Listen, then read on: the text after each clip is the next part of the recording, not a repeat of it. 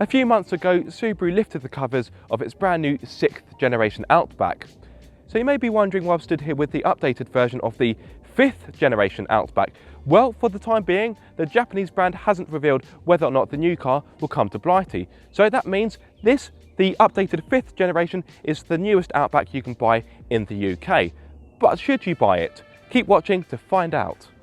Now, just a quick one, a bit of housekeeping. Now, if you're expecting to see any off-road footage in this video, then you may want to look elsewhere, because I won't be able to give it to you guys, purely because the green lane I normally use will be a bit too tight for this car. This car is a bit wider than the XV I had a few months ago, and even the XV was a little bit too wide at times. So yeah, I'm really sorry guys, I can't give you any off-road footage because the green lane isn't suitable. I did contact a few off-road venues, but the prices they wanted to charge for hire were more than what I can afford. So yes, if you want to see how this car performs off-road, then you may want to look elsewhere. But I did take the Subaru XV off-road, so if you want to see how that performs, let's face it, that is a similar car, then feel free to check out that video. Anyway, back to the Outback. Let's start with one of the great things about the Subaru Outback, space. This car's got more space than you can shake a stick at.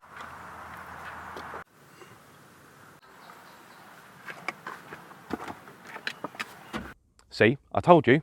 Open up the automatic tailgate and you will be greeted by 559 litres worth of space, which, okay, isn't quite as large as cars such as the Skoda Octavia Scout, but I'm sure you'll agree this boot is far from minuscule.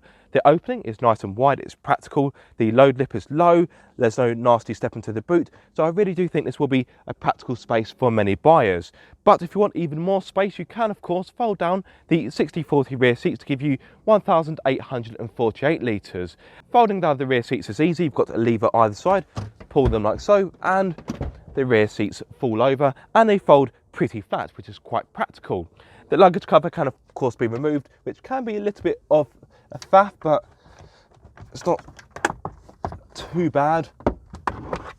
There we go. And yes, there we have it, 1,848 litres. Loads of space. Look at it, look, loads of space. I could sleep in here. You could actually camp in here if you wanted to. It's better than a tent. Look at that, look. Loads of space, fantastic. Now, for those of you wondering, you don't get a spare wheel as standard, but you do of course get a tyre repair kit, and underneath the boot floor you have a little hideaway, so you can put your personal belongings out of sight for a bit of extra security. Handy, and it also gives you a bit of extra boot space as well. And to close the boot, you just press the button, wait for it to do its thing.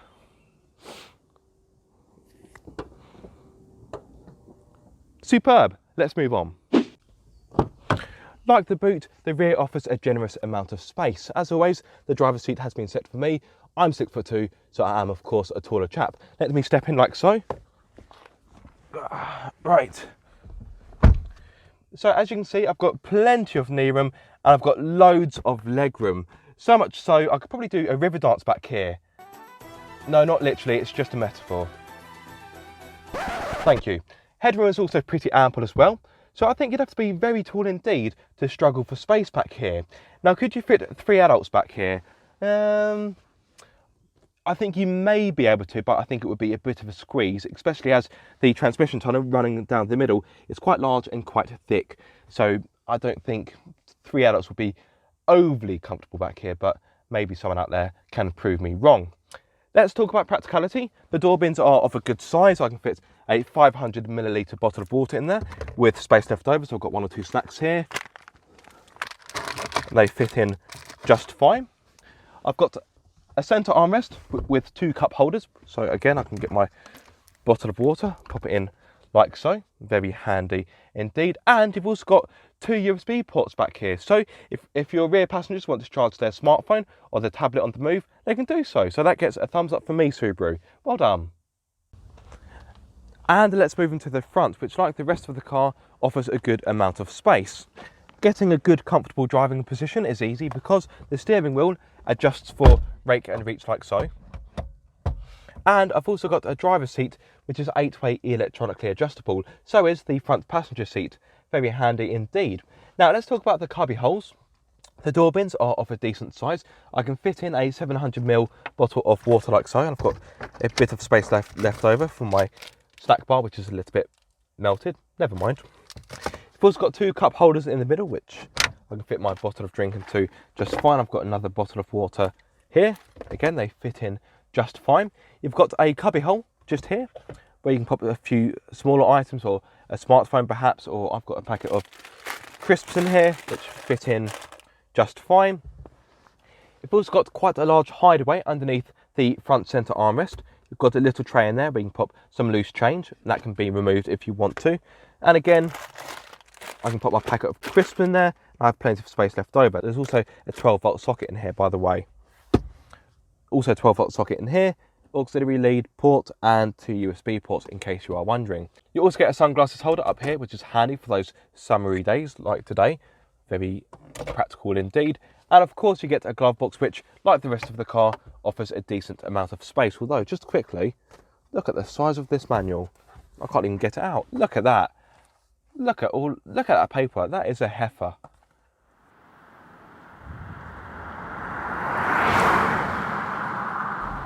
Right, time to hit the road. Now, one of the first things that struck me about the Outback is how comfortable it is. Now, when I drove the Subaru XV a few months ago, I must admit I found the ride quite firm, quite unsettled, but their Outback, no such problem. Now, I will admit this won't glide over the tarmac as if it's made of silk, but the ride is very compliant and very agreeable. The damping works well, the suspension is supple, the seats are comfortable, and this is an easygoing car. Yes, very comfortable indeed. Now, you will feel quite a lot of the road imperfections, but because the suspension does a good job of protecting you from them, you will notice them, but you won't be unsettled or jolted by them. So yes, on the whole, the Outback, in my opinion, is a comfortable car. Now, let's talk about what makes this car go. Now, there's only one engine you can have for this car.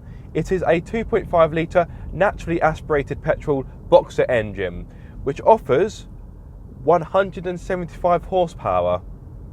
Now, I must admit, from a 2.5 litre engine, I was expecting a little bit more. However, would I say this engine feels underpowered? No. I wouldn't say it's the most liveliest of engines. Oh, that's the lane departure warning. I wouldn't say it's the most liveliest of engines, but it makes progress pretty well. Although, you do have a CVT gearbox, and that is the only transmission you can have for this car.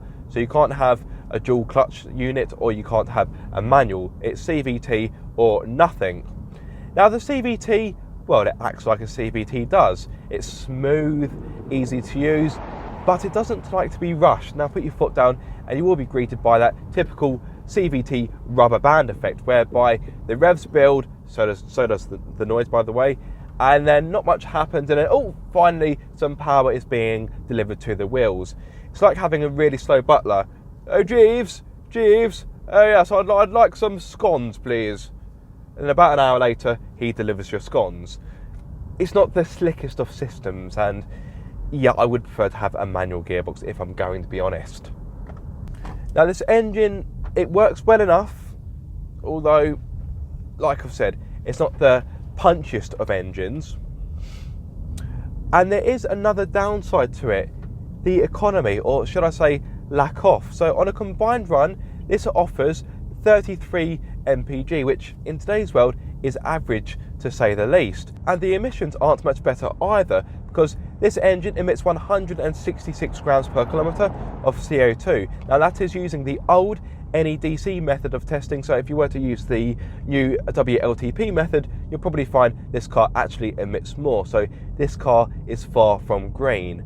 Now, in my experience, I have been getting around 38 mpg, but my commutes have been on faster roads. Therefore, my target was the WLTP high test cycle, which Subaru states you can get 39 mpg out of, and I got 38.5, so that is pretty good going. Although, yes, this car is far from frugal, and you can't have a diesel engine either. Now, you used to be able to have a diesel engine, but that was dropped. Obviously, a lot of car manufacturers are now moving away from that fuel type. Now, for what it's worth, you do have different driving modes. So on the steering wheel, you have two buttons. You have one marked S and one marked I. S, as you probably predict, stands for Sport. And when you put it into Sport, the drive does become punchier, it does become a bit more nippier, a bit more lively, and to be fair, the performance isn't actually that bad. I wouldn't say it's like super fast or anything, but to be fair, this car isn't designed for performance, so I think that comment is quite silly, so I do apologise, guys. The other mode, in case you're wondering, the I stands for intelligent. This gives you a more linear power delivery, and it also gives you 10% more fuel economy, which is just as well really, because as I've stated, this car isn't exactly frugal.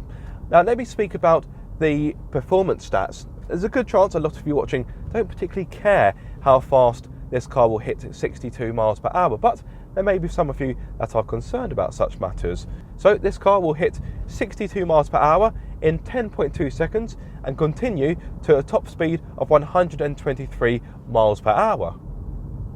Now, as you would expect from a high-riding, heavy SUV that's quite comfortable, the handling does suffer. Now, I won't speak too much about the handling because I imagine a lot of you watching aren't really concerned about this area if you're looking to buy this car. This car is all about being tough, rugged, spacious, offering a good amount of kit and a good amount of space. So yes, I don't think handling is really going to be at the top of your list of priorities. However, I will just touch upon it.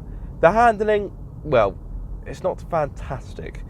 It is quite wallowy. You do get a fair amount of body roll in the corners. The steering, I'm happy to report, be quiet, lane departure warning. The steering, I'm happy to report, does offer a decent amount of weight. However, you won't get a lot of feedback out of it. It's not the most direct either, but again, I can't really be too critical on such matters because, yes, this is not a car that has been designed with handling as a priority. Those eagle-eyed viewers among you may have noticed this car's got a tow bar, so you may be wondering how much it can tow. Wonder no more, it can tow 2,000 kilograms. Choosing the right Outback for you will be very easy as there are just 2 trim levels in the range, and as mentioned, there's just one engine and one gearbox you can choose from. In regard to trim levels, you can either have the SE or the SE Premium, which offer respective prices of £30,010 and £33,025. The SE offers standard features such as 17-inch alloys, LED headlights, high beam assist, privacy glass, keyless entry, heated front seats, dual zone climate control, 6.5-inch touchscreen, navigation, smartphone connectivity, reversing camera, front and side view monitor, more safety equipment than a hospital. Yes, you get the message, it has more features than the latest smartphone. I, however, have the SE Premium, meaning I gain features such as 18-inch alloys, memory function for the driver's seat, an 8-way electronically adjustable passenger seat, sunroof, 8-inch touchscreen, leather seats and power tailgate.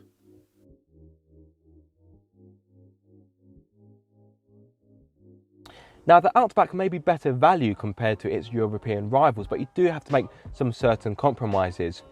Interior quality. Now, when you first step in, it does look pretty agreeable. You've got soft touch materials, leather, black and silver detailing, but when you actually touch some of the materials, it all unravels a little bit. So down here, for example, you have what looks to be brushed metal. Now, it is plastic, which I'm not disappointed by.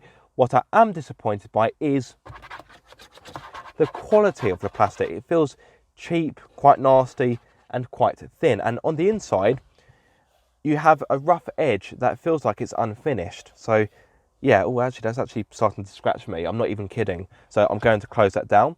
And the sunglasses holder, again, the plastic feels brittle, the mechanism feels loose and not very well made, and yeah, it feels like this is a reject from Poundland.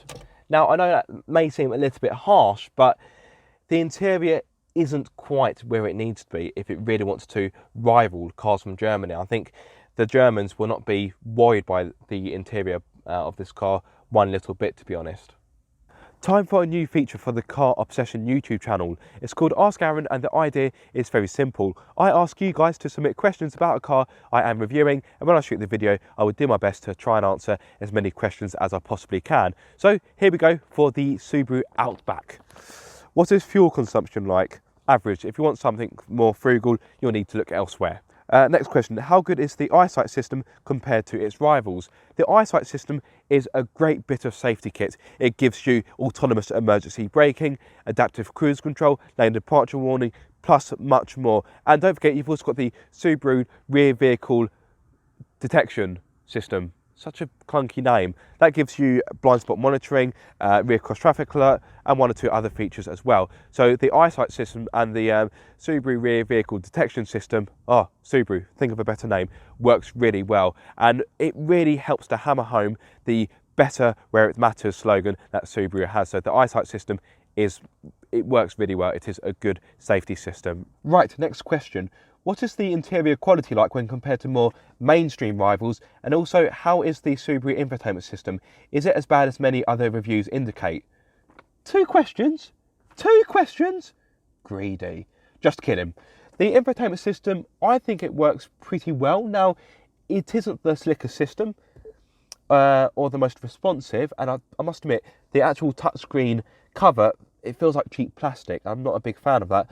But for the most part, it works well enough. So you've got the Bluetooth, you've got DAB radio. Yeah, it works well enough. It isn't the slickest system. And some may say the display looks a bit dated, but I don't mind it, to be honest. So the infotainment system, it's not awful. Is it the best I've used? No, but I think it's decent enough. Hope that answers your question. The interior quality. Well, as I mentioned earlier, the interior quality is okay, but it isn't really enough to rival German alternatives. Okay, next question. That's actually quite hot. Would this car suit a diesel better, or at least a turbocharged petrol? Well, yes, I think it would. Now, this car did used to be offered with a diesel. I believe it was a 2-litre turbocharged diesel, but that has been dropped, which isn't really that surprising, as a lot of car brands are moving away from diesel. Turbocharged petrol, yes, I think that would work in this car quite well. Now, for what it's worth, the 6th generation of the Subaru Outback will feature a 2.4 litre turbocharged boxer engine, but it hasn't been confirmed whether or not the 6th generation of the Outback is coming to the UK. So don't hold your breath. It may do it, it may not. Although I think it probably will. But anyway, I'm starting to waffle. Yes, I think this car would suit a diesel engine better, if I'm going to be honest. But I don't think you're going to get one anytime soon. Does it feel worth the money compared to European rivals?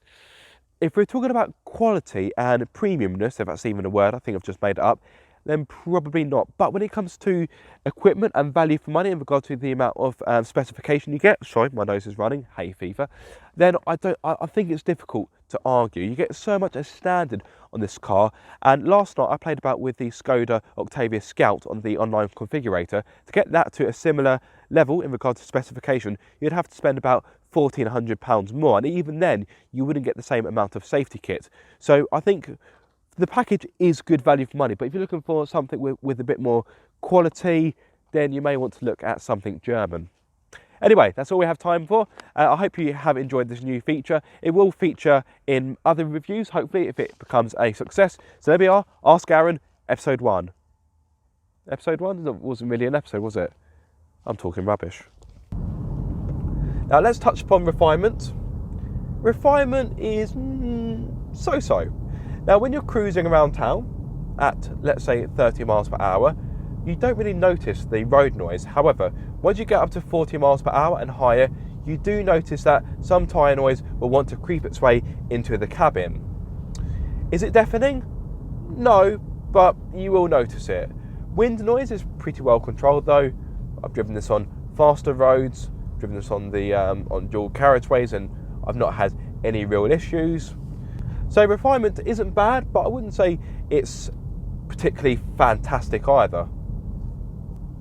Now, although this is a CVT gearbox, you can knock the gear selector to the right, and then you can take control of the gearbox yourself. You have paddles on the steering wheel, and it mimics a standard automatic gearbox. And you know when you've put it into manual mode because the dials, they glow orange, which I don't know why, I find that really satisfying. Such a simple feature, yet quite a pleasing one actually. So you've got the paddles on the steering wheel which mimic standard gears, and they work okay. They're not particularly marvellous, but if you want to change gears yourself, it is nice to have the option to do so. As I touched upon earlier, the Subaru Outback has loads of safety kit, all of which is standard. This includes autonomous emergency braking, lane sway and departure warning, lane keep assist, blind spot monitoring, lane change assist, rear cross traffic alert, plus more. So it's little surprise that Euro NCAP awarded the Outback 5 stars for its safety. If you would like to know more about the safety features in depth, click the video in the right hand corner of your screen now. Time to wrap up. Now, why should you buy the Subaru Outback? Well, it's spacious, comfortable, offers a good amount of kit, and it is very safe. Why shouldn't you buy this car? Well, it's not the most frugal, the engine and gearbox combination isn't the best, and the interior quality isn't fantastic either. Sum up this car in one sentence: the Outback, it's like a bulletproof tent with a memory foam mattress inside. So it's very safe, it's outdoorsy, and it's also very comfortable. So there we have it. The Subaru Outback, it's a bulletproof tent with a memory foam mattress inside. Things I thought I'd never say, that's definitely one of them. I hope you have enjoyed this video. If you have, please like it, please subscribe and ring my bell so you get notified every time I make a video. But until the next time, be sure to keep up the car obsession.